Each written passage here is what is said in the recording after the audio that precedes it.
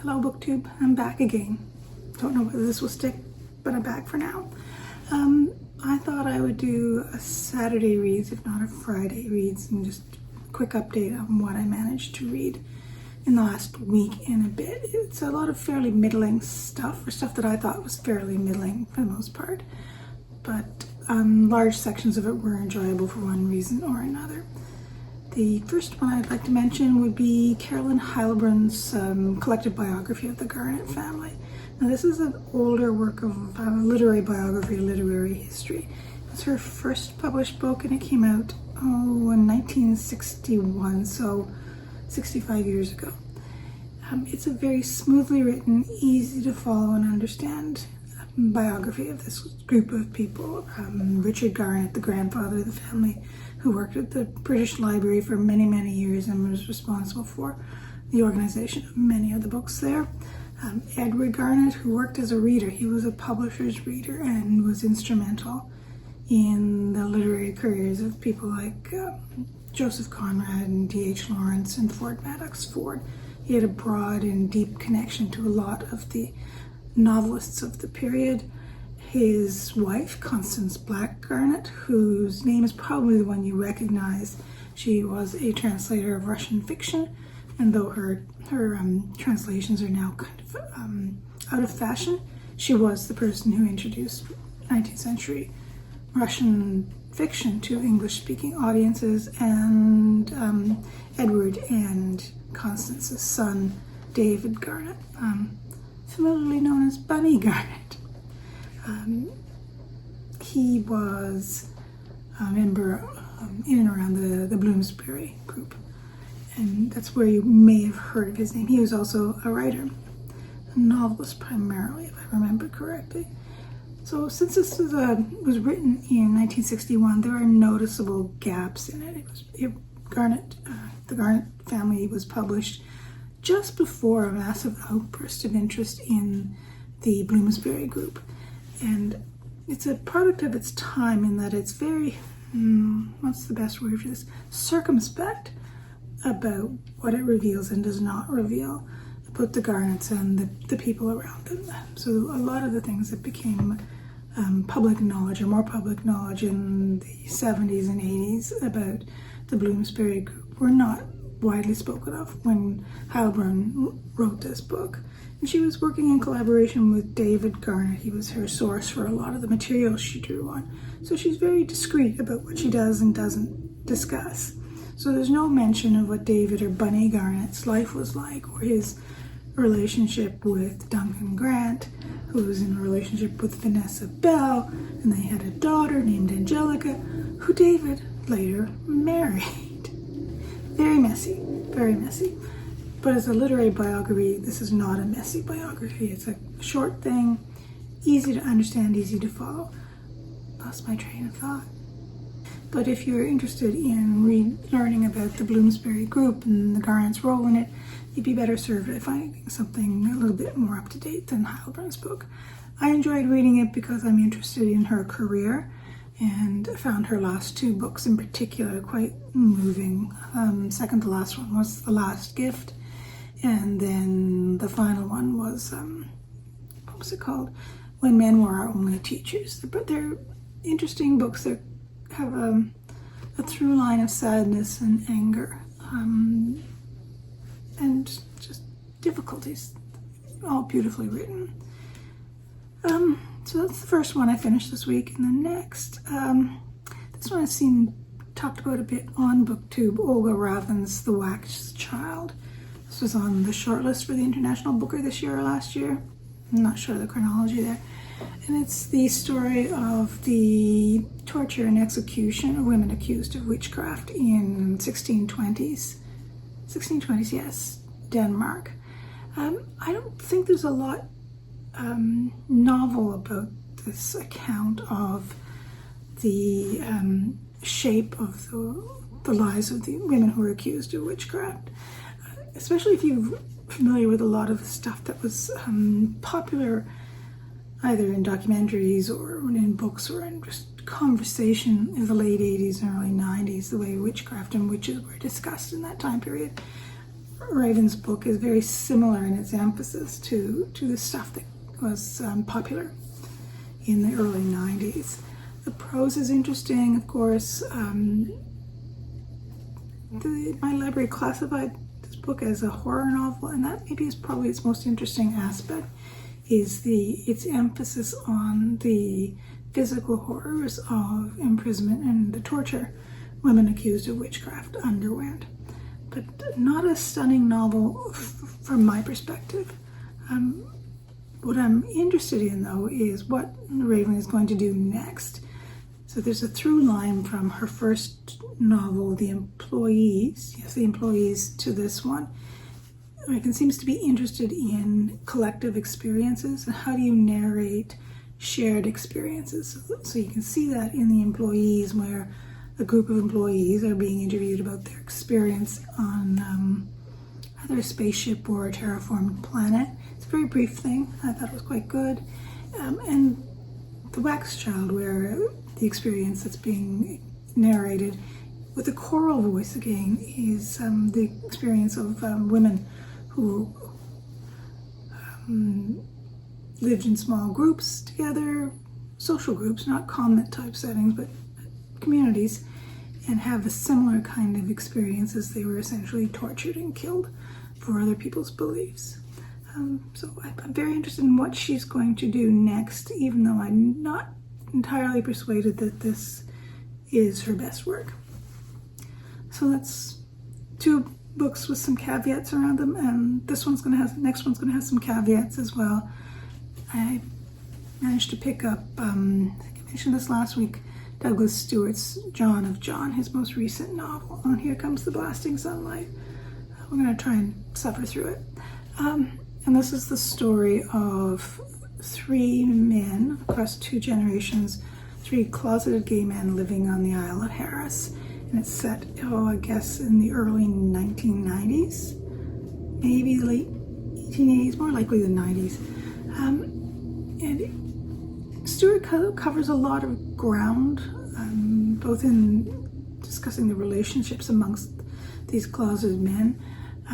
There's a father-son pair and a father-lover pair and another pair we'll talk about.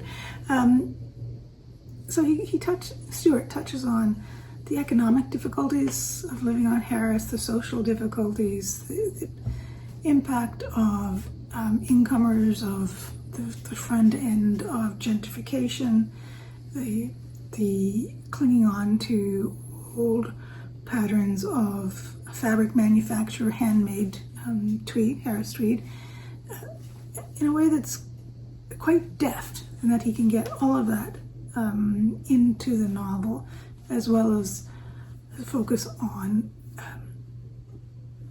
these trio of men and the church they do or do not belong to, depending on what point of the novel we're at. There's some very vivid writing, especially when Stuart's talking about color, not necessarily the color of fabric, but the color of anything. I think the writing on the whole just lightens up somehow when he's writing about color. I thought that was kind of interesting. But there's an echo of Annie Proulx's Brokeback Mountain. We have two characters named Innes. We have revelations prompted by a shirt moving between characters. I thought that was kind of interesting. I assume that's deliberate. I mean, writers being writers. I think that's probably a deliberate echo that I didn't expect to find. But I think on the whole, it's an uneven novel. But that might be coming out of my peculiarities as a reader. So a large part of the novel is about John the Father's role in We Free Kirk. We Free is one of the many sects of Presbyterianism in Scotland. And Presbyterianism is one of those religions where the church splits and splits and splits and splits, and usually splits and ostracizes members, creates new communities, new congregations over intense arguments about doctrinal matters. It's something that's been going on since the 1600s.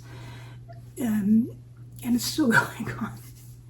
And many of these small sects or separate religious groups continue. I mean, there's still Cameronian churches or Campbell churches, and still the Wee Free Kirk is alive and well in places. And I enjoyed reading parts of Stuart's description of the church practices. For example, he's quite clear on communal practices like services in Gaelic, a call and response pattern of Gaelic churches. And there were Gaelic churches functioning like that here during my father's childhood. My father attended at one point in his life services Sunday morning service in one language and Sunday afternoon, Sunday evening in the other language. So it was interesting and amusing to read a novel describing that type of religious practice. It's still a living practice, and Gaelic is still a living language. I thought that was interestingly done, but that brings us to the nub of the problem with the novel for me. The characters are all closeted, and John, the father, is closeted largely because of his role in his church, in his kirk. And he's a violent man in many, many ways, physically violent, and he visits psychological violence upon himself and physical violence upon those around him. And it's clear from Stuart's description that being closeted is a very damaging thing, both to a community and to the individual's psychology and to their families. But the thing I've struggled with this novel is Stuart doesn't seem to actually be grappling with the nature of religious belief. And in this, I am probably holding him up to a Marilynne Robinson standard that may not be fair. In finishing the novel, I still don't understand why John, the father in this book, maintains his religious faith. What does he actually believe beyond punishment is a normal response to conflict, intense punishment? What is his actual belief? Why does he believe what he believes? Why do the people in this small church who have some benefits from belonging and many non-benefits from belonging, from passing from the back of the church where the members who are theoretically not saved to the front of the church where the saved are. It's an odd combination, and a novel that's very careful to talk about a kirk in a particular way and describe it almost anthropologically, but not grapple with the core of the religious faith. So I'm not sure quite what to make about that, and I'll be mulling that over for a while. So in the end, I would say this is an interesting novel, but it's uneven, and it bears some wrestling with. I'd really love to hear what someone who's read James Hogg's Justified Sinner recently has to say about it, or someone who's versed in Calvinist literature, has read it more recently than I have. I don't think many people read Confessions of a Justified Sinner anymore, and probably even fewer read something like Walter Scott's Old Mortality. But I wonder, or Old Morality, I have to look that up for you, I'll put it down below. I wonder what someone who's more familiar with Calvinist novels would say about this novel. If you know anything about this from a Calvinist perspective, I'd love to hear what you have to say about it. So an uneven novel, I think. Interesting but uneven. And that brings me to the last one I finished this week, and that is kind of a book chat world darling. This is Virginia Evans' The Correspondent, which came up in my library queue 2 or 3 days before the Women's Prize winner was announced, and Evans, of course, was the winner for this year. And I think I have similarly mixed reaction to this one. I'm going to be in the minority in how I respond to this novel. I love epistolary novels. I think they are kind of at the core of the English novel tradition. And in book chat, they're often presented as being difficult, or readers find them difficult. And maybe that's true. I mean, I don't know what everybody thinks. But I think they can be quite engaging novels to read. I think they allow, as this one does, as Evans does, allow for really effective pacing. And I think that's one of the things that's quite good in the correspondence. The artifice of letter writing allows for time to pass and for things to be omitted that don't need to be discussed, for things to be occluded that make the book go, that you don't want the reader to know about right away. The whole fiction of letter writing supports that. And I find epistolary novels really quite pacey to read, and for that reason I quite enjoy them. I enjoy this aspect of the correspondent, but I'm a little bit hard-hearted, I think. And I found this quite a twee book in many ways. But twee books are often beloved and by many people, and I'm the one who's hard-hearted. It's easy reading, it's pleasant reading, but I think it's overly reliant on cliched or stereotypical characters. The main protagonist is Sibylla. I've heard her described in many ways, but usually it's some variant of a crotchety old woman. She's a woman in her 70s who speaks her mind. And that's a cliche, and it's always represented initially in the prose I've read about the correspondent in cliched form, as if women in their 70s can only be one thing or two things: sweet old dears or crotchety old biddies.